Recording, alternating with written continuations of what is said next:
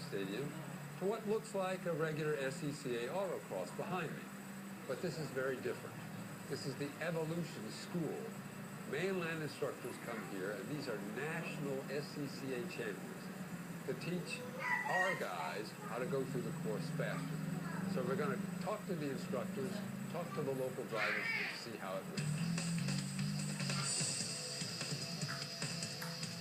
So the way how the Evolution Performance Driving School works is you got mainland national champion, top caliber drivers. They'll try to figure out ways to help us become faster. The instructors will be riding with us for a couple runs. Then it was my turn to go by myself again, and which I did improve my time.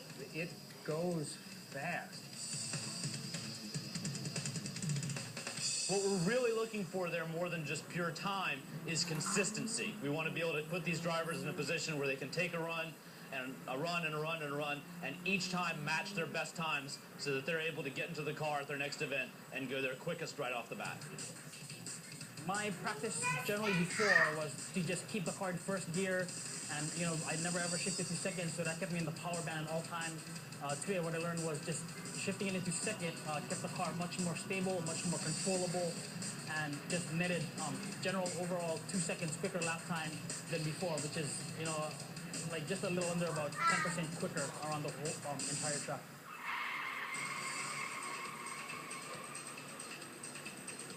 Okay, so normally when I take a turn, I have a tendency to overshoot it, and as in I go in a little too fast and I brake at the wrong times, and I just don't really think about it. My goal is to just go around the turn as fast as possible, and I never really thought about how to do it. But the instructor actually taught me that I shouldn't throttle on unless the wheel is relatively straight, and that I should actually modulate the throttle depending on how much the wheel is turned.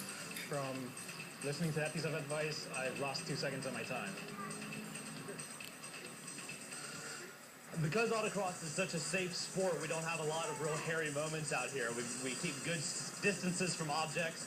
The only thing the drivers are ever really going to hit are the rubber pylons.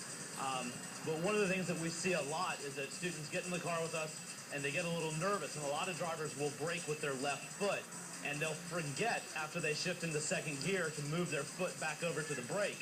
And so we'll get to the first major braking zone, and they'll put the clutch pedal all the way to the floor, never touch the brake whatsoever, and we'll go sailing off the end of it, and there's always some dust kicked up and some cussing and then some laughing about those. So normally when I would do the solo events, I would just try to not hit any cones and just try to increase my speed just barely. And I think my greatest fear was hitting cones or spinning out. The instructor told me to just where to gas it and where to slow down and keep it where to tight in the cones and in the turns. So from the first run to the last, I improved by 3 seconds. What I learned most, and it's something I suspected before, but I'm just overdriving. He pointed out where I'm pushing the car too much. And then I'm having to oversteer more and having to overcompensate more.